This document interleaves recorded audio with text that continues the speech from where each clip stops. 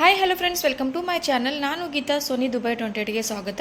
ಇವತ್ತು ನಾನು ಉಳಿದಿರ್ತಕ್ಕಂಥ ಅನ್ನವನ್ನು ಬಳಸಿಕೊಂಡು ಸಾಫ್ಟಾಗಿ ಮತ್ತು ಸ್ಪಂಜಿನಂಥ ಒಂದು ಪಡ್ಡು ದೋಸೆ ಅದ್ರ ಜೊತೆ ಕಾಯಿ ಚಟ್ನಿನ ಮಾಡೋದನ್ನು ತೋರಿಸ್ಕೊಡ್ತಾ ಇದ್ದೀನಿ.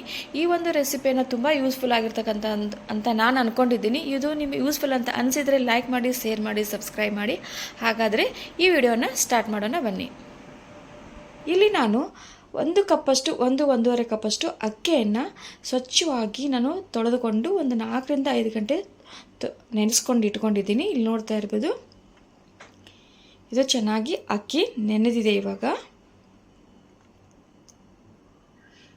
ಅದು ಅಕ್ಕಿ ಮಧ್ಯದಲ್ಲಿ ಕಟ್ ಮಾಡಿದ್ರೆ ಕಟ್ ಆಗಬೇಕು. ಆಮೇಲೆ ಒಂದು ಬೌಲ್ಗಿಂತ ಕಡಿಮೆನೇ ಉಳಿದಿರ್ತಕ್ಕಂಥ ಅನ್ನ ಇದೆ. ಒಂದು ಅರ್ಧ ಬೌಲಷ್ಟು ಅವಲಕ್ಕಿಯನ್ನು ನಾನು ನೆನೆಸಿ ಇಟ್ಕೊಂಡಿನಿ. ನಾವೇನು ಇನ್ನೇನು ರುಬ್ಬಬೇಕು ಅನ್ನೋ ಒಂದು 10 ನಿಮಿಷ ಮುಂಚೆನೇ ನೆನೆಸಿಟ್ರೆ ಸಾಕಾಗುತ್ತೆ. ಅದ್ರ ಬದಲಾಗಿ ನೀವು ಚುರುಮುರಿ ಮಂಡಕ್ಕೆಲ್ಲ ಅದನ್ನು ಯೂಸ್ ಮಾಡ್ಕೋಬೋದು. ಆಮೇಲೆ ಒಂದು ಅರ್ಧ ಬಟ್ಲಟ್ಟು ಫ್ರೆಶ್ ಆಗಿರ್ತಕ್ಕಂಥ ಕೊಕೊನಟನ್ನು, ಕಾಯಿ ತುರಿಯನ್ನು ನಾನು ಯೂಸ್ ಮಾಡ್ತಾಯಿದ್ದೀನಿ. ಈ ಕಾಯಿ ತುರಿ ಹಾಕಿ ಮಾಡೋದ್ರಿಂದ ಸಾಫ್ಟ್ ಆಗ್ತಕ್ಕಂಥ ಬಾಯಲ್ಲಿ ಒಂದು ಡಿಫ್ರೆಂಟ್ ರುಚಿ ಬರುತ್ತೆ. ಮಕ್ಕಳನ್ಕ ಅದ್ರ ಜೊತೆ ಏನು ಸೈಡ್ ಡಿಶ್ ಚಟ್ನಿ ಯೂಸ್ ಮಾಡ್ದೇ ಹಾಗೇ ತಿಂದು ಖಾಲಿ ಮಾಡ್ತಾ ಇರ್ತಾರೆ. ಮತ್ತು ಎಷ್ಟು ತಿಂತಾ ಇದ್ವಿ ಅಂತ ಲೆಕ್ಕನೇ ಆಗೋದಿಲ್ಲ, ಹಾಗೆ ತಿಂತಾನೇ ಇರಬೇಕು ಅಂತ ಅನಿಸುತ್ತೆ. ಅಷ್ಟು ರುಚಿಕರ ಆಗಿರ್ತಕ್ಕಂಥ ಇದು ಒಂದು ದೋಸೆ ಇಡ್ಲಿ ರೆಸಿಪಿ ಉಳಿದಿರ್ತಕ್ಕಂಥ ಅನ್ನದಿಂದ ಮಾಡ್ತಾ ಇರೋದು. ಇವಾಗ ನಾವು ಇದನ್ನು ಇವೆಲ್ಲ ಸಾಮಗ್ರಿನ ರುಬ್ಕೊಂಡು ಬರೋಣ. ಇಲ್ಲಿ ನಾನು 2 ಬ್ಯಾಚನ್ನು ಹಾಕಿ ರುಬ್ಕೋತಾ ಇದ್ದೀನಿ. ಅಕ್ಕಿ, ಆಮೇಲೆ ಅನ್ನ, ಅವಲಕ್ಕಿ, ಆಮೇಲೆ ಸ್ವಲ್ಪ ಕೊಬ್ಬರಿ ತುರಿನ ಹಾಕ್ಕೊಂಡು ಸ್ವಲ್ಪನೇ ನೀರು ಹಾಕ್ಕೊಂಡು ನಾನು ನುಣ್ಣಗೆ ಇದನ್ನು ಸಾಫ್ಟಾಗಿ ಇವಾಗ ರುಬ್ತಾ ಇದ್ದೀನಿ. ಇವಾಗ ನೋಡ್ತಾ ಇರ್ಬೋದು, ಎಲ್ಲರೂ ನಾನಿಲ್ಲಿ ಸ್ವಲ್ಪನೇ ಹಾಕ್ಕೋತಾ ಇದ್ದೀನಿ. ಅದಕ್ಕೆ ತಕ್ಕಷ್ಟು ನೀರನ್ನು, ಜಾಸ್ತಿ ನೀರು ಯೂಸ್ ಮಾಡ್ಕೋಬೇಡಿ. ಅದಕ್ಕೆ ಎಷ್ಟು ರುಬ್ಲಿಕ್ಕೆ ನಮಗೆ ಅವಶ್ಯಕತೆ ಬೀಳುತ್ತೋ ಅಷ್ಟೇ ನೀರು ಹಾಕ್ಕೊಂಡು ನೀವು ರುಬ್ಕೊಳ್ಳಿ.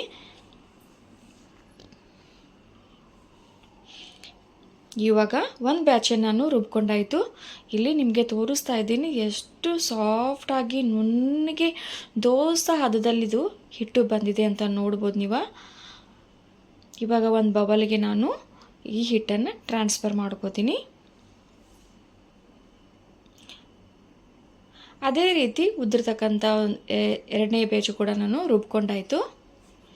ಅದನ್ನು ಕೂಡ ಸೇರಿಸ್ಕೋತಾ ಇದ್ದೀನಿ.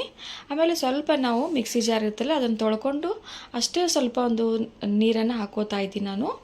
ಜಾಸ್ತಿ ನಾನು ಹೇಳಿದಾಗೆ ನೀರನ್ನು ಯೂಸ್ ಮಾಡ್ಕೋಬೇಡಿ. ಯಾಕಂದರೆ ಇದರಲ್ಲಿ ನಾವು ಉದ್ದಿನಬೇಳೆ ಆಮೇಲೆ ಮೆಂತೆ ಏನೂ ಯೂಸ್ ಮಾಡಿಲ್ಲಲ್ಲ. ಉದ್ದಿನಬೇಳೆ ಎಲ್ಲ ಒಂದು ಸ್ವಲ್ಪ ನೀರು ಅಬ್ಸರ್ವ್ ಮಾಡುತ್ತೆ.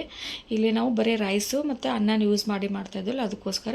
ಮತ್ತು ಇದಕ್ಕೆ ರುಚಿಗೆ ತಕ್ಕಷ್ಟು ಉಪ್ಪನ್ನು ಹಾಕ್ಕೊಂಡು ನಾನು ಈ ರೀತಿ ಕೈಯಿಂದ ಮಿಕ್ಸ್ ಮಾಡ್ಕೋತಾ ಇದ್ದೀನಿ. ಈ ರೀತಿ ಕೈಯಿಂದ ಮಿಕ್ಸ್ ಮಾಡ್ಕೋದ್ರಿಂದ ಪರ್ಮೆಂಟೇಷನು ಚೆನ್ನಾಗಿ ಬರುತ್ತೆ, ಚೆನ್ನಾಗಿ ಉದುಗಿ ಬರುತ್ತೆ. ಮತ್ತು ನಮಗೆ ಸಾಫ್ಟಾಗಿ ಗೂಡಾಗಿರ್ತಕ್ಕಂಥ ಗುಳ್ಳೆ ಬರುತ್ತಲ್ಲ, ಆ ರೀತಿ ಬರಲಿಕ್ಕೆ ಕಾರಣ ಈ ರೀತಿ ನಾವು ಚೆನ್ನಾಗಿ ಮಿಕ್ಸ್ ಮಾಡ್ಕೋದ್ರಿಂದನೇ. ಇವಾಗ ನಾನು ಒಂದು 2ರಿಂದ 3 ನಿಮಿಷವರೆಗೆ ಈ ರೀತಿ ಚೆನ್ನಾಗಿ ಮಿಕ್ಸ್ ಮಾಡ್ಕೊಂಡಿದ್ದೀನಿ. ಇವಾಗ ಸೈಡ್ದೆಲ್ಲ ಸ್ವಲ್ಪ ಕ್ಲೀನ್ ಮಾಡಿಕೊಂಡು ಇವಾಗ ನಾವು ಇಡೀ ರಾತ್ರಿ ಎಲ್ಲ ಪರ್ಮೆಂಟೇಷನ್ ಆಗಲಿಕ್ಕೆ ಬಿಡೋಣ ನಾವು. ಇವಾಗಿಲ್ಲೇ ನಿಮ್ಗೆ ತೋರಿಸ್ತಾ ಇದ್ದೀನಿ ಬೆಳಗ್ಗೆ ಯಾವ ರೀತಿದು ಹಿಟ್ಟು ಉದಿಗೆ ಬಂದಿದೆ ಅಂತ ತೋರಿಸ್ತಾ ಇದ್ದೀನಿ. ಈ ಹಿಟ್ಟು ಉಬ್ಬಿರೋದಿಲ್ಲ, ಬಟ್ ಒಳಗಡೆ ಜಾಳಿಗೆ ಥರ ಗುಳ್ಳೆ ಎಲ್ಲ ಬಂದಿರುತ್ತೆ, ಉಬ್ಬಿರುತ್ತೆ ಸ್ವಲ್ಪ. ಯಾಕಂದರೆ ನಾವು ಇದು ಒಳಗಡೆ ಎಲ್ಲ ನಾವು ಉದ್ದಿನಬೇಳೆ ಮೆಂತೆ ಎಲ್ಲ ಏನೂ ಮಿಕ್ಸ್ ಮಾಡಿಲ್ಲಲ್ವ, ಅದಕ್ಕೋಸ್ಕರ. ಇಲ್ಲೇ ನಾನು ಪಡ್ ಮಾಡಲಿಕ್ಕೆ ಮತ್ತು ಎಷ್ಟು ಬೇಕಾಗುತ್ತೋ ಅಷ್ಟನ್ನು ತಗೊಂಡು ಮಿಕ್ಕಿದ್ದನ್ನು ತಗೊಂಡು ನಾವು ಫ್ರಿಜ್ಜಲ್ಲಿ ಇಟ್ಕೊತಾ ಇದ್ದೀನಿ. ನೀವು ಫ್ರಿಜ್ಜಲ್ಲಿ ಇಟ್ಕೊಂಡು ಆರಾಮಾಗಿ ಒಂದು 2ರಿಂದ 3 ದಿನ ಆರಾಮಾಗಿ ಯೂಸ್ ಮಾಡ್ಕೋಬೋದು, ಏನೂ ಆಗಿರೋದಿಲ್ಲ. ಇವಾಗ ನಾನೆಲ್ಲ ಸ್ವಲ್ಪ ರುಚಿಗೋಸ್ಕರ ಸಕ್ಕರೆನ ಮಿಕ್ಸ್ ಮಾಡ್ಕೋತಾ ಇದ್ದೀನಿ. ಸಕ್ಕರೆ ಮಿಕ್ಸ್ ಮಾಡ್ಕೋದ್ರಿಂದ ಇನ್ನೂ ಟೇಸ್ಟಿಯಾಗಿರುತ್ತೆ. ಮಕ್ಕಳ ಅನ್ಕಾನೆ ತುಂಬಾ ಇಷ್ಟಪಟ್ಟು ತಿಂತಾರೆ. ಅಲ್ಲಿ ಸ್ವಲ್ಪ 5 ನಿಮಿಷ ರೆಸ್ಟ್ ಕೊಡೋಣ ಅದಕ್ಕೆ. ಅಷ್ಟರೊಳಗಾಗಿ ಇಲ್ಲೊಂದು ಕೊಕೊನಟ್ ಚಟ್ನಿನ, ಹೋಟೆಲ್ ಸ್ಟೈಲಲ್ಲಿ ಕೊಕೊನಟ್ ಚಟ್ನಿನ ಯಾವ ರೀತಿ ಮಾಡೋದು ಅಂತ ನೋಡ್ಕೊಂಬರೋಣ. ಇಡ್ಲಿಗಂತಿದ್ದು ಕೊಕೊನಟ್ ಚಟ್ನಿ ತುಂಬಾ ಟೇಸ್ಟಿಯಾಗಿರುತ್ತೆ. ಇಲ್ಲಿ ನಾನು ಕೊಕೊನಟನ್ನು ಫ್ರೆಶ್ ಆಗಿರ್ತಕ್ಕಂಥದ್ದನ್ನು ತೊಗೊಂಡಿದ್ದೀನಿ. ಬ್ರೌನ್ ಪಾಟಲ್ಲಿ ತೊಗೊಂಡು ಸಣ್ಣದಾಗಿ ಪೀಸಸನ್ನೆಲ್ಲ ಮಾಡ್ಕೊಂಡು ಇಟ್ಕೊಂಡಿದ್ದೀನಿ. ಇಲ್ಲಿ ನಾನು ಹುರುಗಡ್ಲೆ ಸ್ವಲ್ಪ ಶೇಂಗಾನ ರೋಸ್ಟ್ ಮಾಡಿ ಸಿಪ್ಪೆಯನ್ನು ತೆಗೆದಿಟ್ಕೊಂಡಿದ್ದೀನಿ. ಸ್ವಲ್ಪನೇ ತೊಗೊಂಡಿದ್ದೀನಿ. ಒಂದು ಹೆಸರು ಬೆಳ್ಳುಳ್ಳಿ, ಒಂದು ಅರ್ಧ ಇಂಚಷ್ಟು ಶುಂಠಿ, ಒಂದು ಹಸಿ ಮೆಣಸಿನ್ಕಾಯಿ, ಸ್ವಲ್ಪ ನಾನು ಹುಣಸೆ ಹಣ್ಣನ್ನು ಇಲ್ಲಿ ಖಾರ ಇದ್ದೇವೆ, ಅದಕ್ಕೋಸ್ಕರ ನಾನು ಒಂದೇ ತೊಗೊಂಡಿದ್ದೀನಿ. ಮತ್ತು ಸ್ವಲ್ಪ ಹುಣಸೆ ಹಣ್ಣನ್ನು ತೊಗೊಂಡಿದ್ದೀನಿ. ಸ್ವಲ್ಪ ರುಚಿಗೋಸ್ಕರ ಬೆಲ್ಲನ ತೊಗೊಂಡಿದ್ದೀನಿ. ಬೆಲ್ಲ ಹಾಕೋದ್ರಿಂದ ಈ ಚಟ್ನಿ ಟೇಸ್ಟಿ ತುಂಬಾ ಚೆನ್ನಾಗಿ ಬರುತ್ತೆ. ನೀವು ಬೇಡ ಅಂದರೆ ಸ್ಕಿಪ್ ಮಾಡ್ಕೋಬೋದು. ಇವಾಗ ನಾವು ಎಲ್ಲ ಸಾಮಗ್ರಿಗಳನ್ನು ಒಂದು ಮಿಕ್ಸಿ ಜಾರಿಗೆ ಹಾಕೊಳ್ಳೋಣ. ಕೊಬ್ಬರಿ, ಆಮೇಲೆ ಪುಟಾಣಿ, ಶೇಂಗಾನ ನೀವು ಹೆಚ್ಚು ಕಡಿಮೆ ಮಾಡ್ಕೋಬೋದು. ನೀವು ಬೇಡ ಅಂತಂದರೆ ಸ್ಕಿಪ್ಪೂ ಮಾಡ್ಕೋಬೋದು. ಹಾಕೊಂಡ್ರೆ ಟೇಸ್ಟ್ ಚೆನ್ನಾಗಿರುತ್ತೆ ಅಂತ ನಾನು ಹಾಕೋತಾ ಇದ್ದೀನಿ. ಬೆಳ್ಳುಳ್ಳಿ, ಶುಂಠಿ, ಒಂದು ಹಸಿಮೆಣಸಿನ್ಕಾಯಿ, ಸ್ವಲ್ಪ ಹುಣಸೆಹಣ್ಣು, ಸ್ವಲ್ಪ ಬೆಲ್ಲ, ಸ್ವಲ್ಪ ರುಚಿಗೆ ತಕ್ಕಷ್ಟು ಉಪ್ಪನ್ನು ಹಾಕೋತಾ ಇದ್ದೀನಿ. ಇಲ್ಲಿ ನೀರನ್ನು ಹಾಕ್ಕೊಂಡು ನಮಗೆ ಯಾವ ಕನ್ಸಿಸ್ಟೆನ್ಸಿಯಲ್ಲಿ ಬೇಕೋ ಮತ್ತು ಎಷ್ಟು ನೀರು ಬೇಕಾಗುತ್ತೆ ನೋಡಿಕೊಂಡು ನಾವು ಇದನ್ನು ನುಣ್ಣಗೆ ನಾವು ಚಟ್ನಿಯನ್ನು ರುಬ್ಕೊಳ್ಳೋಣ. ಇವಾಗ ಇಲ್ಲಿ ನೋಡ್ತಾ ಇರ್ಬೋದು, ಹೋಟೆಲ್ ಸ್ಟೈಲಲ್ಲಿ ಕೋಕೋನಟ್ ಚಟ್ನಿ ರೆಡಿಯಾಗಿದೆ. ತುಂಬಾ ಟೇಸ್ಟಿಯಾಗಿರುತ್ತೆ. ನಾನು ಈ ರೀತಿ ಕನ್ಸಿಸ್ಟೆನ್ಸಿಯಲ್ಲಿ ನಾನು ಮಾಡ್ಕೊಂಡಿದ್ದೀನಿ. ಇವಾಗ ನಾವು ಈ ಚಟ್ನಿಗೆ ಒಂದು ಒಗ್ಗರಣೆಯನ್ನು ರೆಡಿ ಮಾಡ್ಕೊಳ್ಳೋಣ. ಈ ಒಗ್ಗರಣೆಗೆ ನಾನಿಲ್ಲಿ ಒಂದು ಸ್ಪೂನಷ್ಟು ಎಣ್ಣೆನ ಕಾಯಕ್ಕಿಟ್ಟಿದ್ದೇನೆ. ಎಣ್ಣೆ ಕಾದ್ಮೇಲೆ ಸ್ವಲ್ಪ ಸಾಸಿವೆ ಮತ್ತು ಸ್ವಲ್ಪ ಇಂಗು, ಸ್ವಲ್ಪ ಕರಿಬೇವು, ಆಮೇಲೆ ಒಂದು 2-3 ತುಣುಕದಷ್ಟು ಒಣ ಮೆಣಸಿನ್ಕಾಯಿ ಹಾಕೋತಾ ಇದ್ದೀನಿ. ಇದು ಚೆನ್ನಾಗಿ ಎಣ್ಣೆಯಲ್ಲಿ ಫ್ರೈ ಆದಮೇಲೆ ನಾವು ಈ ಕೊಬ್ಬರಿ ಚಟ್ನಿ ಮೇಲೆ ಹಾಕೊಳ್ಳೋಣ. ಇವಾಗ ನೋಡ್ತಾ ಇರ್ತಿದ್ರಲ್ಲ, ಇವಾಗ ಎಷ್ಟು ರುಚಿಯಾಗಿರ್ತಕ್ಕಂಥ ಒಂದು ಕೊಕೊನಟ್ ಚಟ್ನಿ ಹೊಡೆದು ಡಿಟ್ಟು ಹೋಟೆಲ್ ಸ್ಟೈಲಲ್ಲೇ ಇದೆ. ಇದು ಖಂಡಿತವಾಗ್ಲೂ ನೀವು ಒಂದ್ಸತಿ ಟ್ರೈ ಮಾಡಿ ಟೇಸ್ಟ್ ಮಾಡಿ ನಿಮಗೆ ಗೊತ್ತಾಗುತ್ತೆ. ಇವಾಗ ಸೈಡಿಗೆ ನಾನು ಪಡ್ಡಿನ ಮನೆಯನ್ನು ಕಾಯೋಕ್ಕಿಟ್ಟಿದ್ದೇನೆ. ಪಡ್ಡಿನ ಮನೆ ಕಾದಿದೆ. ಸ್ವಲ್ಪ ಎಣ್ಣೆನ ಹಾಕ್ಕೊಂಡು ಎಲ್ಲ ನಾನು ಕಾಲಮ್ಗಳಿಗೆ ಸ್ವಲ್ಪ ಹಿಟ್ಟನ್ನು ಹಾಕೋತಾ ಇದ್ದೀನಿ. ಇಲ್ಲಿ ನೋಡ್ತಾ ಇದ್ದಲ್ಲ ಎಷ್ಟು ಬೆಳ್ಳಗೆ ಕಾಣ್ತಾ ಇದೆ ಅಂತ. ಇವಾಗ ನಾವು ಒಂದು ಲಿಡ್ಡನ್ನು ಮುಚ್ಕೊಂಡು ಒಂದು 2 ನಿಮಿಷ ನಾವು ಇದನ್ನು ಮೀಡಿಯಮ್ ಫ್ಲೇಮ್ದಲ್ಲಿ ಬೇಯಿಸ್ಕೊಳ್ಳೋಣ. ಇಲ್ಲಿ ನೋಡ್ತಾ ಇದ್ದೀರಲ್ಲ, ಇವಾಗ ದಂಡಿಗೆಲ್ಲ ಸೈಡಿಗೆಲ್ಲ ಹೇಗೆ ಬಿಟ್ಕೊಂಡಿದೆ ಅಂತ ನೋಡ್ಬೋದು ನೀವು.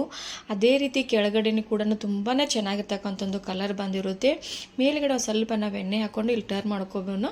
ಇಲ್ಲಿ ನೋಡ್ತಾ ಇದ್ದೀರಲ್ಲ, ಎಷ್ಟು ಸಖತ್ತಾಗಿರ್ತಕ್ಕಂಥ ಒಂದು ಗೋಲ್ಡನ್ ಕಲರ್ ಬಂದಿದೆ ಅಂತ. ನೋಡ್ತಾ ಇದ್ರೇ ಒಂಥರ ಇಂಟ್ರೆಸ್ಟ್, ಇವಾಗ ತಿನ್ನಬೇಕಂತ ಆಸೆ. ಅಷ್ಟು ರುಚಿಯಾಗಿ ಅಷ್ಟೊಂದು ಪಳಪಳ ಅಂತ ಹೊಳಿತಾ ಇದೆ ಬೆಳ್ಳನೆ ರೀತಿಯಲ್ಲಿ. ಈ ಕಲರ್ ನೋಡ್ಬೋದು ನೀವು ಎಷ್ಟು ಚೆನ್ನಾಗಿ ಬಂದಿದೆ ಅಂತ. ಇವಾಗ ಎಲ್ಲನೂ ಕೂಡ ನಾನು ಟರ್ನ್ ಮಾಡ್ಕೊಂಡು ಬೇಯಿಸ್ಕೊತಾ ಇದ್ದೀನಿ.